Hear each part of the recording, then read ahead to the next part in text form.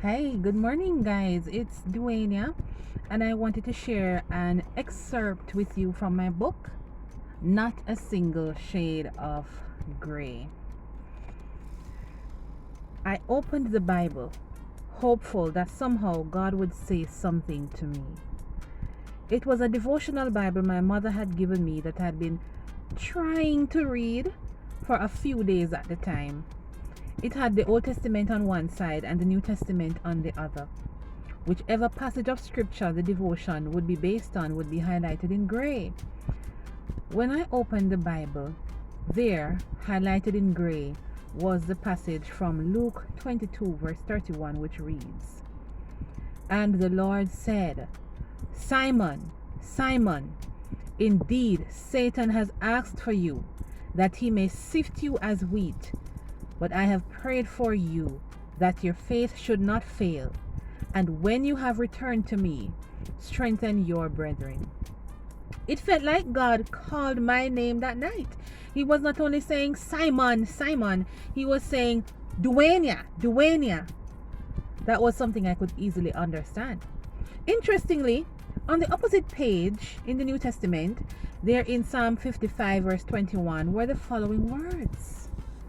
"The words of his mouth were smoother than butter, but war was in his heart. His words were softer than oil, yet they were drawn swords."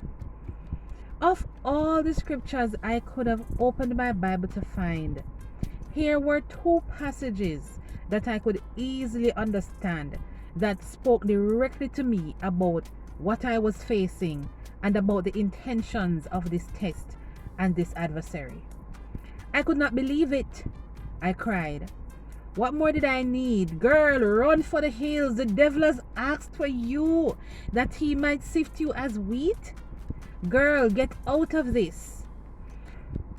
I called the guy to let him know that we could not be in a relationship because, well, God was telling me to get out of it. He laughed. 2 weeks later, I was back in the relationship. Some people might say this would never happen to them. Yeah, I was one of those people until it happened.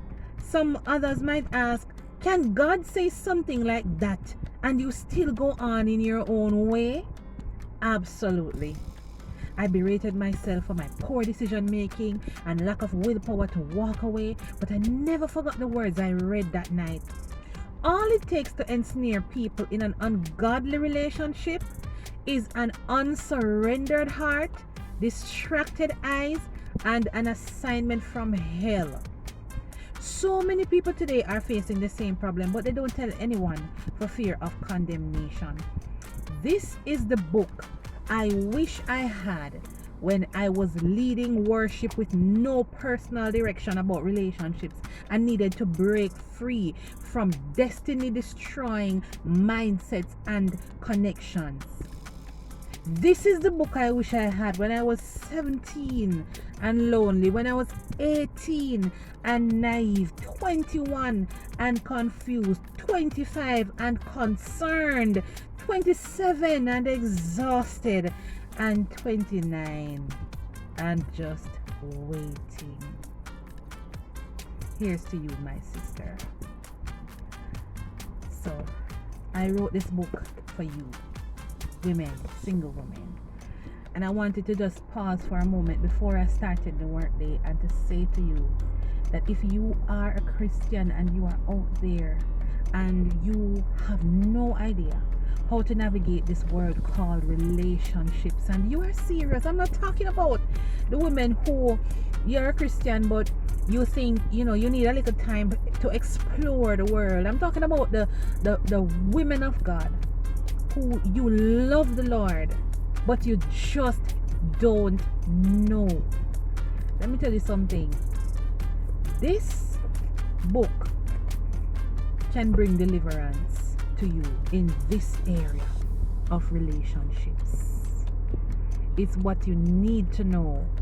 Educate yourself so that you don't make the same mistakes as I did, as many women did. And by the grace of God, I recovered from my mistakes. But some people never recover. And so I'm encouraging you, reach out to me, send me a DM, give me a call. This is my purpose. I went through this, and now that I have returned, I am strengthening you with the knowledge and insight that the Lord provided for me on my own journey during singleness. And I hear this talk all the time, that people say married people can't tell single people nothing about relationship, which is utter rubbish. Because everyone who is married, who was once single, we never born married, baby love. So I'm just saying to you that having come out on the other end, joyful, successful, happily married, blessed with a wonderful husband, because I sat down with God. I took the time. I sat down to learn from God and to lean on God and record the principles that He was teaching me. This book is not just to tell you how to do it. This book is sharing with you personal tidbits, personal experiences from my own journey, things that are relatable to Christian single women, the pressure of waiting, the pressure of when are you gonna get married, the pressure of loneliness. Let me tell you some of the things that are in the content page, right? Throwing shade, and there are different types of shade that I talk about. Loneliness is one of them for sure, right?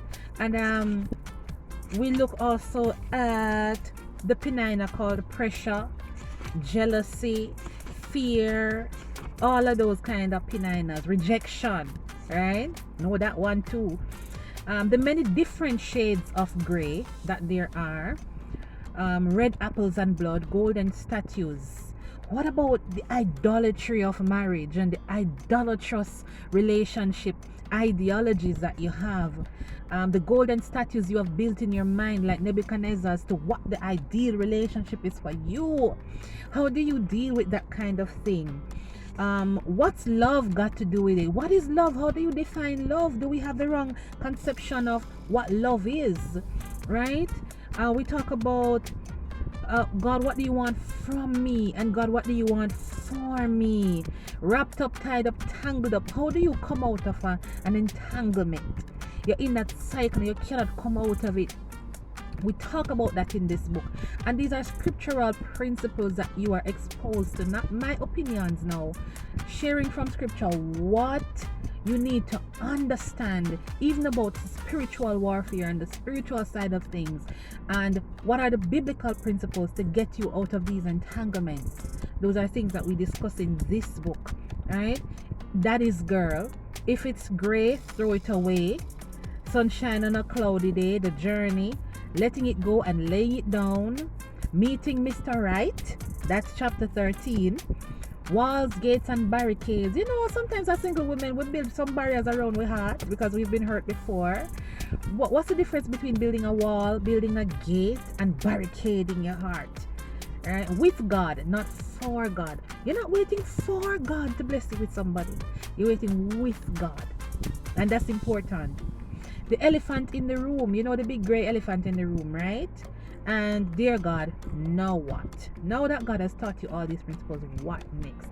So I want to encourage you, get the book, call me, right? DM me. Want to send me a message here on Facebook or on Instagram, I will respond to you, even in the comment section under my profile picture. Right? Just indicate to me that you want to have a conversation, you want us to link up, and yeah, we'll make it happen. All right, because I need to get this book into your hands.